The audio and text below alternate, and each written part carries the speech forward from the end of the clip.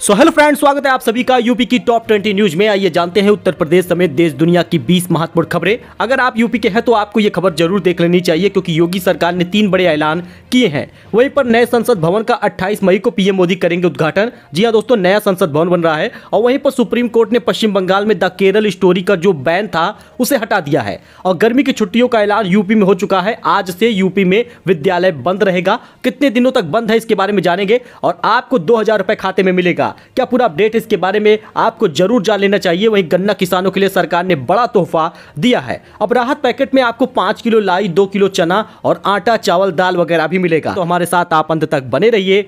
चलिए शुरू करते हैं। तो बात करें पहले खबर की, तो नए संसद भवन का 28 मई को पीएम मोदी करेंगे उद्घाटन। तस्वीरों में देख लीजिए कितना भव्य है लोकतंत्र का मंदिर। आप बता दें, प्रधानमंत्री नरेंद्र मोदी 28 मई को नए संसद भवन का उद्घाटन करेंगे। इस बारे में लोकसभा स्पीकर ओम बिरला ने पुष्टि की है। पहले बताया जा रहा था कि पीएम 26 मई को इसका उद्घाटन करने वाले हैं, लेकिन अब नए संसद भवन का उद्घाटन 28 मई को होगा। इस बात की जानकारी लोकसभा स्पीकर ओम बिरला ने दी है। आइए जानते हैं कि 2000 रुपए का नोट जो बंद हुआ है वो आप कैसे वापस कर पाएंगे बैंक को, और आपको कितना रुपए मिलेगा। दरअसल 2000 रुपए का नोट सरकार ने बंद कर दिया है। आरबीआई का बड़ा फैसला है, जिस वजह से 2000 रुपए का नोट अब आप सामान्य तरीके से नहीं चला पाएंगे। कोई भी व्यक्ति अब आपसे 2000 रुपए का नोट नहीं लेगा। अगर आपके पास भी ये नोट है तो तुरंत आपको क्या करना है इस बारे में जान लीजिए, क्योंकि रिजर्व बैंक ऑफ इंडिया ने 2000 रुपए के नोट के चलन को वापस लेने का फैसला किया है। ऐसे में अगर आपके पास ये नोट है तो जानना बेहद जरूरी है आपको क्या करना होगा। आइए जान लेते हैं इसका पूरा अपडेट। दरअसल दोस्तों, रिजर्व बैंक ऑफ इंडिया की तरफ से जो फैसला हुआ है, इसके बाद एक सामान्य व्यक्ति 2000 रुपए का नोट नहीं चला पाएगा, बल्कि कोई भी व्यक्ति 2000 रुपए का नोट नहीं चला पाएगा। शुक्रवार को यह बड़ा फैसला हो चुका है। आरबीआई के फैसले का मतलब है कि 2000 रुपए का नोट अब चलन में नहीं होगा। हालांकि ये रुपया लीगल टेंडर बना रहेगा। आरबीआई के फैसले के बाद 2 सवाल अहम हो गया है। क्या आने वाले दिनों में ये नोट बंद हो जाएगा? तो बिल्कुल सही है, ये आने वाले समय में नोट बंद हो जाएगा। सवाल यह है कि 2000 रुपए के नोट बंद हो जाएंगे तो आपको बता दें 30 सितंबर के बाद आपसे कोई भी व्यक्ति नहीं लेगा। इनफैक्ट आज के बाद से ही कोई नहीं लेगा। तो 30 सितंबर तक आप जाके बैंक में बदलवा सकते हैं। अगर आपके पास 2000 रुपए का नोट है तो पहले आपको जान लेना है कि आप कैसे बदलवा पाएंगे। सबसे पहले आप जान लीजिए कि आपको पूरा वक्त मिल गया है, क्योंकि 30 सितंबर तक आप 2000 रुपए का नोट बदलवा पाएंगे। 23 मई से किसी भी बैंक में बदले जाएंगे ये नोट और जमा भी किए जाएंगे। एक बार में 20,000 रुपए बदले जाएंगे या बैंक में जमा किए जाएंगे। आरबीआई की 19 शाखाओं में भी नोट्स बदले जा सकेंगे, यानी आप किसी भी बैंक में जाके 2000 रुपए का नोट बदलवा पाएंगे। आपको बता दें, आरबीआई ने बड़ा फैसला लिया है। 2016 के नवंबर में नोटबंदी के ऐलान के साथ ही 2000 रुपए का नोट जारी किया गया था। ये नोट 8 साल बाद चलन से बाहर होने जा रहा है। तो जैसे ही आप बैंक में जाएंगे तो 20,000 रुपए आपको बदलने का मौका मिलेगा या जमा करने का मौका मिलेगा। आप अपने अकाउंट में 20,000 रुपए चाहे तो जमा कर दे, या 20,000 रुपए का जो 2-2 रुपए की 10 नोट है उसके बदले आप कैश ले ले। तो दोस्तों, आपको बता दें, किरण रिजिजू के बाद अब राज्य मंत्री बघेल को भी कानून मंत्रालय से छुट्टी मिल गई है, यानी उन्हें हटा दिया गया है। अब संभालेंगे ये जिम्मेदारी। आपको बता दें, इससे पहले मोदी सरकार में अलग अलग विभागों में जिम्मेदारियां संभाल चुके किरण रिजिजू ने कानून मंत्रालय छीन लिया गया था। उसके बाद इस मंत्रालय की जिम्मेदारी अर्जुन राम मेघवाल को सौंपी गई थी। लेकिन अब राष्ट्रपति भवन की ओर से जारी एक विज्ञप्ति में यह जानकारी दी गई है कि आपको बता दें, न्याय मंत्रालय व राज्य मंत्री के स्थान पर स्वास्थ्य और परिवार कल्याण मंत्रालय में राज्य मंत्री होंगे। जी दोस्तों, एसपी सिंह बघेल का विभाग भी बदल दिया गया है। भारत के राष्ट्रपति ने प्रधानमंत्री की सलाह के अनुसार राज्य मंत्री एसपी सिंह बघेल को स्वास्थ्य एवं परिवार कल्याण मंत्रालय में राज्य मंत्री के रूप में नियुक्त करने का निर्देश दिया है। तो सुप्रीम कोर्ट ने पश्चिम बंगाल में द केरल स्टोरी से बैन हटा दिया है। डिस्क्लेमर लगाने को कहा है। सीजेआई ने पश्चिम बंगाल सरकार से कहा कि फिल्म देश में हर जगह रिलीज हो चुकी है। सत्ता का अनुपातिक तरीके से प्रयोग किया जाना चाहिए। आप बोलने की आजादी के मौलिक अधिकार को भावनाओं के सार्वजनिक प्रदर्शन पर निर्भर नहीं कर सकते। यानी कि जो बैन लगा हुआ था पश्चिम बंगाल सरकार की तरफ से द केरला स्टोरी पर, उसे हटा दिया गया है। सुप्रीम कोर्ट ने पश्चिम बंगाल में फिल्म द केरला स्टोरी से बैन को हटा दिया है। साथ ही तमिलनाडु सरकार को भी निर्देश दिया है कि सिनेमा घरों में फिल्म देखने वालों को सरकार पर्याप्त सुरक्षा दे।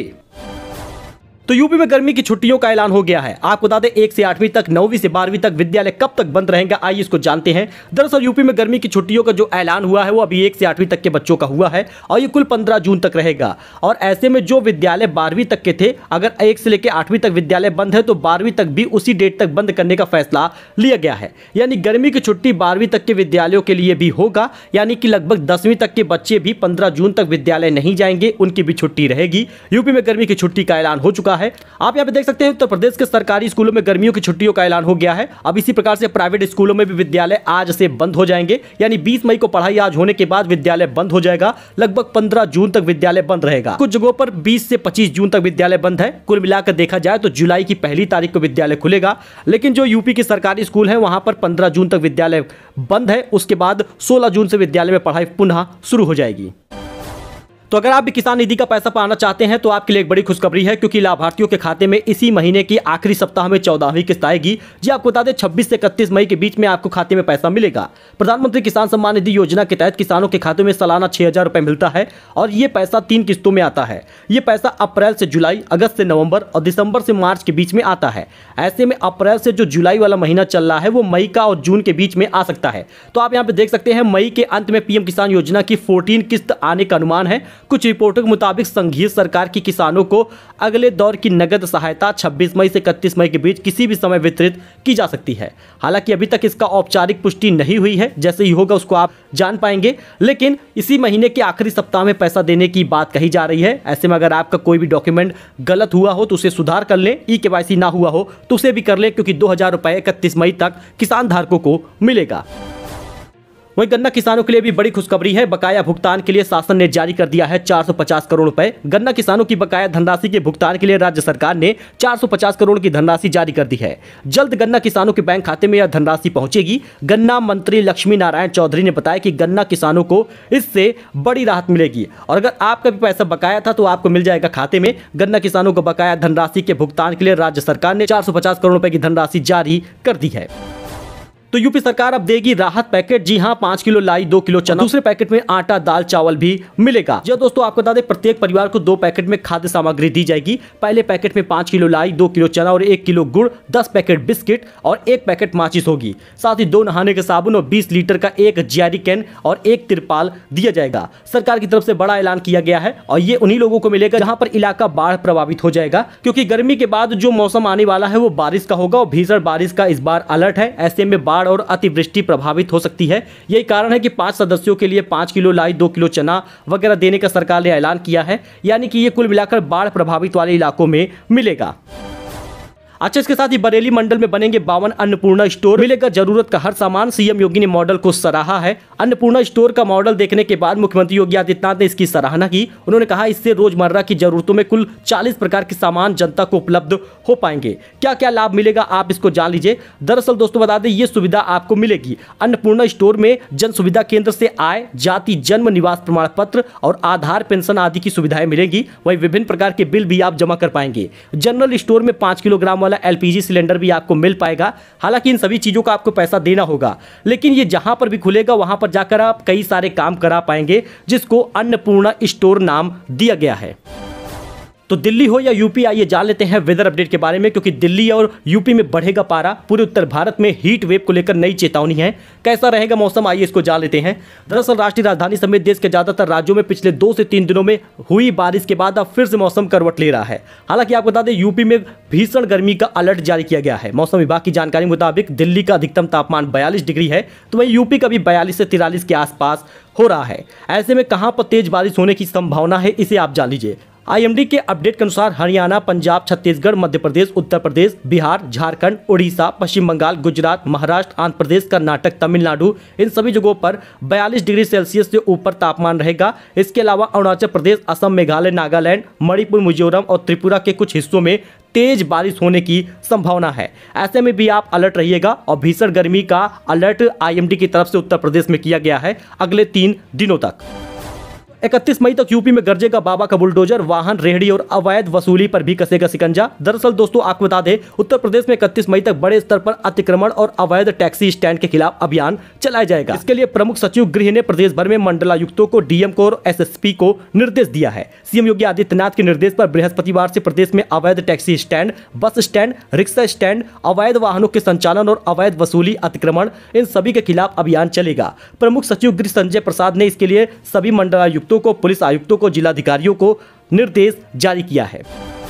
अच्छा, इसके साथ ही अब यूपी पुलिस इस ऐप की मदद से होगी हाईटेक। ट्रैफिक की समस्या से भी मिलेगी निजात। आपको बता दें इस ऐप के द्वारा पुलिस भी अपराध का खुलासा या फिर अपराधी के द्वारा चोरी करके फरार होने वाली गाड़ी के बारे में पता कर सकती है। यूपी पुलिस के लिए ये ऐप एक बड़ी कामयाबी वाला ऐप होगा। यूपी सरकार प्रदेश की यातायात व्यवस्था को और दुरुस्त करने के साथ साथ पुलिस को हाईटेक बनाना चाहती है और इसी प्रयास में लग गई है। जी दोस्तों, भारतीय ऐप मैप माई इंडिया के द्वारा गूगल मैप की तरफ से एक ऐप इजाद किया गया है जो कि पूरे शहर में कहीं भी जाम, ट्रैफिक की अन्य समस्याओं को लेकर लोगों को पहले से जागरूक और सतर्क करने का काम करेगा।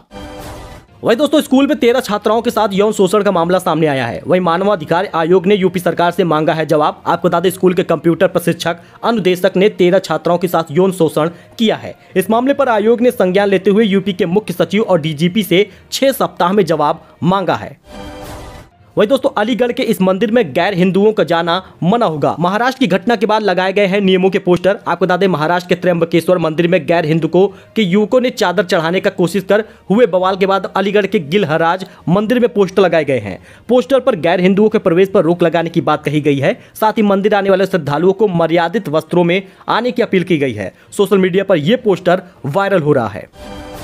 वही दोस्तों, मायावती को सता रही है बीएसपी के खजाने की चिंता। दरअसल वो अपने कार्यकर्ताओं से बोली कि 2024 के चुनाव के लिए चंदा जुटाएं। बसपा प्रमुख मायावती अगले लोकसभा चुनाव की तैयारियों में जुट गई है। गुरुवार को लखनऊ में मायावती ने पार्टी के जिला अध्यक्षों और कोऑर्डिनेटरों से बैठक ली। बैठक का मुख्य एजेंडा तो निकाय चुनाव की समीक्षा थी, लेकिन ज्यादा चर्चा अगले लोकसभा चुनाव को लेकर हुई। लोकसभा चुनाव लड़ने के लिए फंड की जरूरत होगी।